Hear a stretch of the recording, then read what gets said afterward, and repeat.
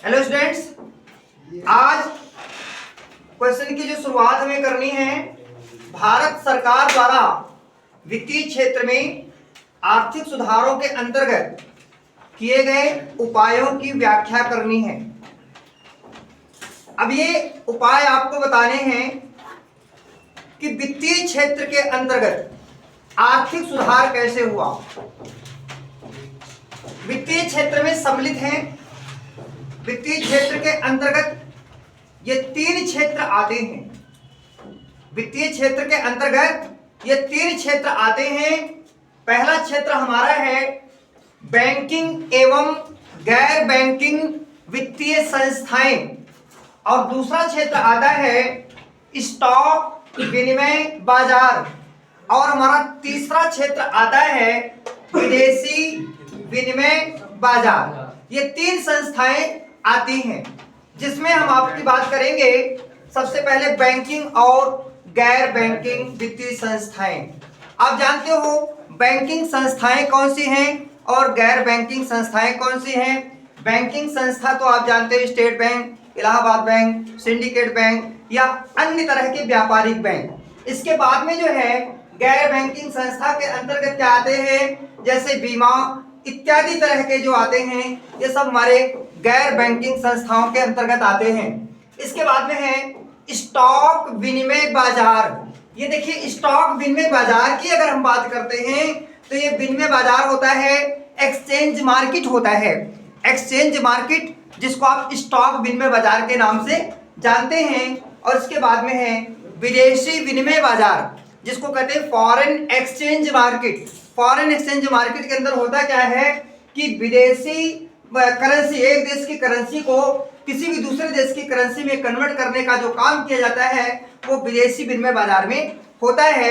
इसलिए तीन संस्थाएं ये वित्तीय क्षेत्र के अंतर्गत आती हैं।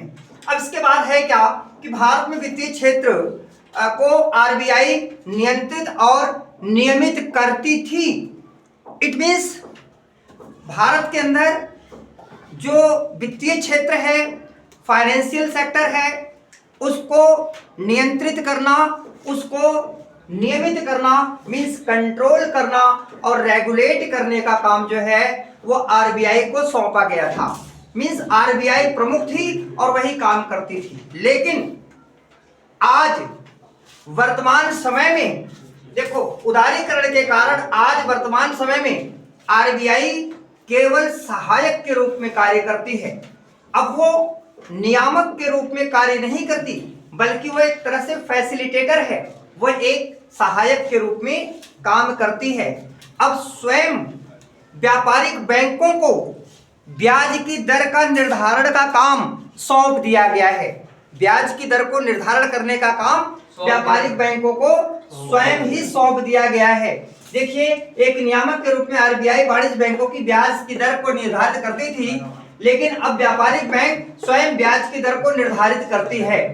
उदारीकरण विदेशी संस्थात्मक निवेशकों, आप जानते हैं उदारीकरण के अंदर विदेशी संस्थात्मक निवेशकों, फॉरेन इंस्टीट्यूशनल इन्वेस्टर्स को इनवाइट किया है, वो अपने देश में, हमारे देश में निवेश करने के लिए अनुमति दी है कि भाई आप विदेशी संस्था हमारे देश में आओ और यहाँ आकर के विदेशी निवेश को मजबूत करो और ज्यादा स्ट्रांग करो।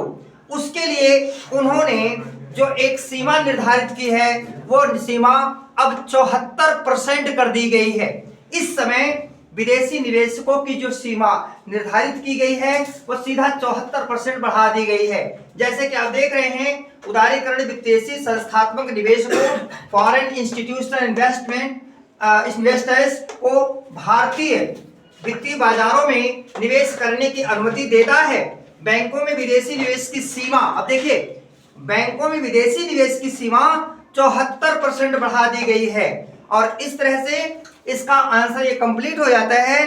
और आगे के लिए अब नेक्स्ट क्वेश्चन मैं आपको अगली वीडियो में डाल रहा हूं, उसका आप देखते जाइए और अच्छी तरह से इसको आप समझते रहना। पेपर में एक क्वेश्चन जो है बहुत अच्छी तरह से आ सकता है और जरूर आएगा पेपर में। Thank you.